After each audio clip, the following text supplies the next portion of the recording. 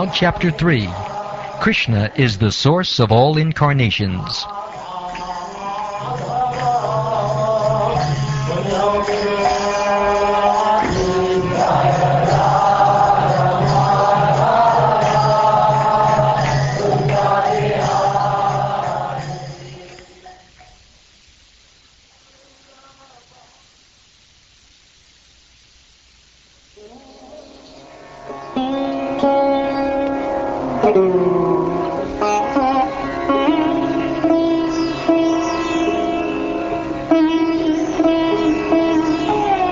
Sutta said, "In the beginning of the creation, the Lord first expanded himself in the universal form of the Purusha incarnation, and manifested all the ingredients for the material creation. And thus at first there was the creation of the 16 principles of material action. This was for the purpose of creating the material universe. A part of the Purusha lies down within the water of the universe. From the navel lake of his body sprouts a lotus stem. And from the lotus flower atop this stem, Brahma, the master of all engineers in the universe, becomes manifest. It is believed that all the universal planetary systems are situated on the extensive body of the Purusha, but he has nothing to do with the created material ingredients. His body is eternally in spiritual existence par excellence." The devotees, with their perfect eyes, see the transcendental form of the Purusha, who has thousands of legs, thighs, arms, and faces, all extraordinary. In that body there are thousands of heads, ears, eyes, and noses. They are decorated with thousands of helmets and glowing earrings, and are adorned with garlands. This form, the second manifestation of the Purusha, is the source and indestructible seed of multifarious incarnations within the universe. From the particles and portions of this form, different living entities, like demigods, men, and others, are created.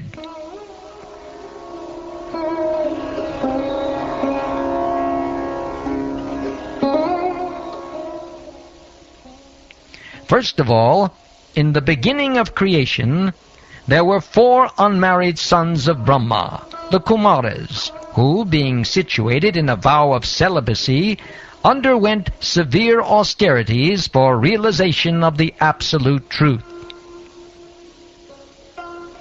The supreme enjoyer of all sacrifices accepted the incarnation of a boar, the second incarnation, and for the welfare of the earth, he lifted the earth from the nether regions of the universe.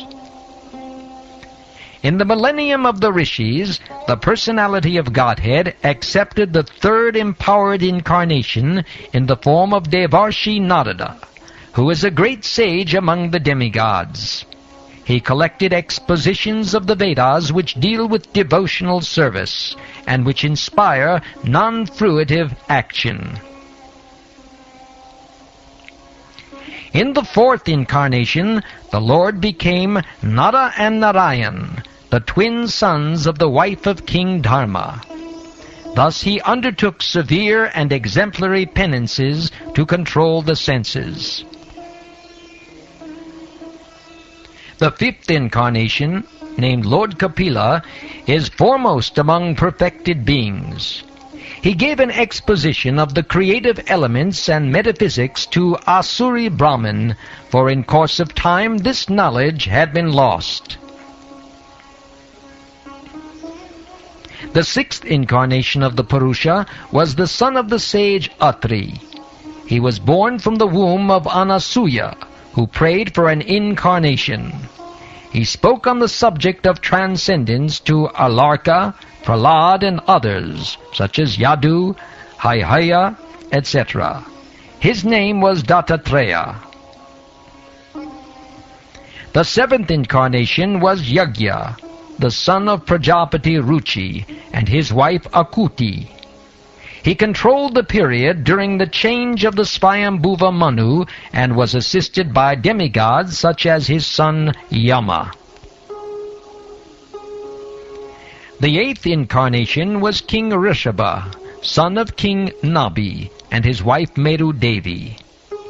In this incarnation, the Lord showed the path of perfection, which is followed by those who have fully controlled their senses and who are honored by all orders of life.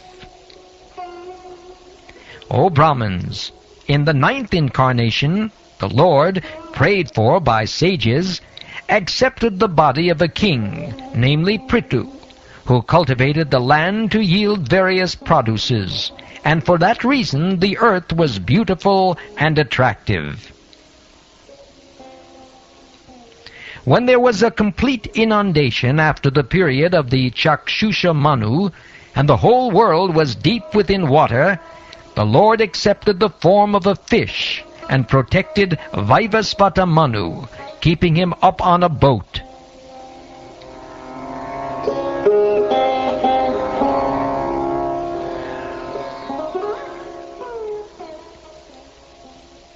The 11th incarnation of the Lord took the form of a tortoise, whose shell served as a pivot for the Mandarachala hill, which was being used as a churning rod by the theists and atheists of the universe.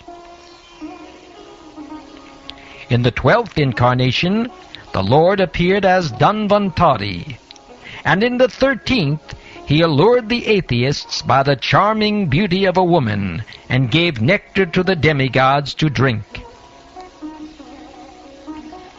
In the 14th incarnation, the Lord appeared as Nrsimha and bifurcated the strong body of the atheist Hiranyakashipu with his nails, just as a carpenter pierces cane. In the 15th incarnation, the Lord assumed the form of a dwarf Brahmin, namely Vamana, and visited the arena of sacrifice arranged by Maharaj Bali. Although at heart he was willing to regain the kingdom of the 3 planetary systems, he simply asked for a donation of 3 steps of land.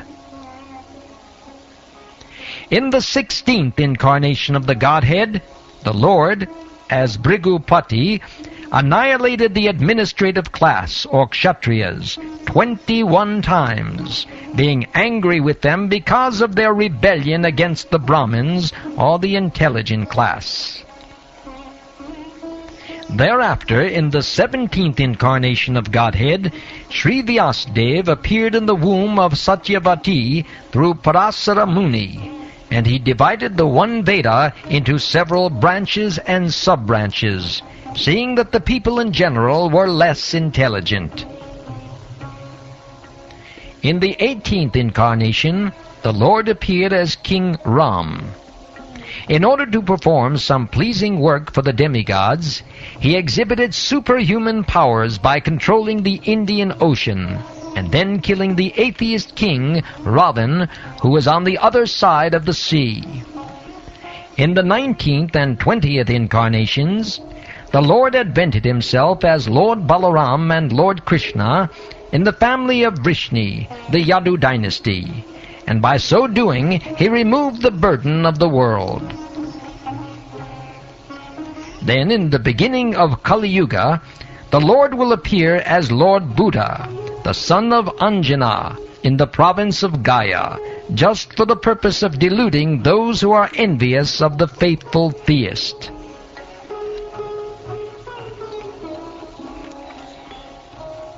Thereafter, at the conjunction of 2 yugas, the Lord of the creation will take his birth as the Kalki incarnation and become the son of Vishnu Yasha. At this time, the rulers of the earth will have degenerated into plunderers. O Brahmins, the incarnations of the Lord are innumerable, like rivulets flowing from inexhaustible sources of water.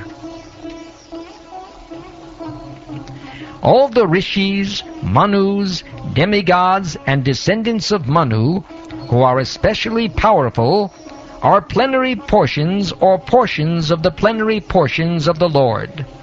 This also includes the Prajapatis. All of the above-mentioned incarnations are either plenary portions or portions of the plenary portions of the Lord. But Lord Sri Krishna is the original personality of Godhead.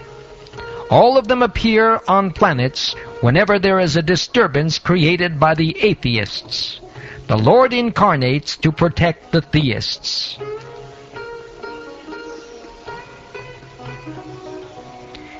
Whoever carefully recites the mysterious appearances of the Lord with devotion in the morning and in the evening gets relief from all miseries of life. The conception of the Virat universal form of the Lord as appearing in the material world is imaginary. It is to enable the less intelligent and neophytes to adjust to the idea of the Lord's having form. But factually, the Lord has no material form. Clouds and dust are carried by the air, but less intelligent persons say that the sky is cloudy and the air is dirty. Similarly, they also implant material bodily conceptions on the spirit's self. Beyond this gross conception of form is another subtle conception of form, which is without formal shape and is unseen, unheard, and unmanifest. The living being has his form beyond this subtlety, otherwise he could not have repeated births. Whenever a person experiences, by self-realization, that both the gross and subtle bodies have nothing to do with the pure self, at that time he sees himself as well as the Lord. If the illusory energy subsides and the living entity becomes fully enriched with knowledge by the grace of the Lord, then he becomes at once enlightened with self-realization, and thus becomes situated in his own glory. Thus, learned men describe the births and activities of the unborn and inactive, which is undiscoverable even in the Vedic literatures. He is the Lord of the heart.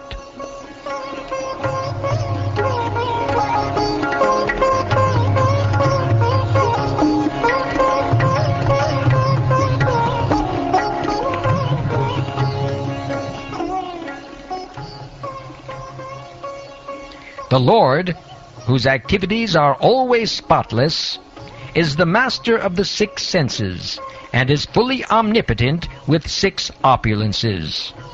He creates the manifested universes, maintains them, and annihilates them without being in the least affected. He is within every living being, and is always independent. The foolish, with a poor fund of knowledge, cannot know the transcendental nature of the forms, names, and activities of the Lord, who is playing like an actor in a drama. Nor can they express such things, neither in their speculations nor in their words. Only those who render unreserved, uninterrupted, favorable service unto the lotus feet of Lord Krishna, who carries the wheel of the chariot in his hand, can know the Creator of the universe in his full glory, power, and transcendence. Only by making such inquiries in this world can one be successful and perfectly cognizant, for such inquiries invoke transcendental ecstatic love unto the personality of Godhead, who is the proprietor of all the universes, and guarantee cent% immunity from the dreadful repetition of birth and death. This Srimad Bhagavatam is the literary incarnation of God, and it is compiled by Srila Vyasadeva, the incarnation of God. It is meant for the ultimate good of all people, and it is all successful, all blissful, and all perfect. Sri Vyasadeva delivered it to his son, who is the most respected among the self-realized, after extracting the cream of all Vedic literatures and histories of the universe. Shukdev Goswami, the son of Vyasadeva, in his turn delivered the Bhagavatam to the great Emperor Parikshit, who sat surrounded by sages on the bank of the Ganges, awaiting death, without taking food or drink. This Bhagavad Purana is as brilliant as the sun, and it has arisen just after the departure of Lord Krishna to his own abode, accompanied by religion, knowledge, etc. Persons who have lost their vision due to the dense darkness of ignorance in the age of Kali shall get light from this Purana. O learned Brahmins, when Shukdev Goswami recited Bhagavatam there in the presence of Emperor Parikshit, I heard him with rapt attention, and thus by his mercy I learned the Bhagavatam from that great and powerful sage. Now I shall try to make you hear the very same thing as I learned it from him and as I have realized it.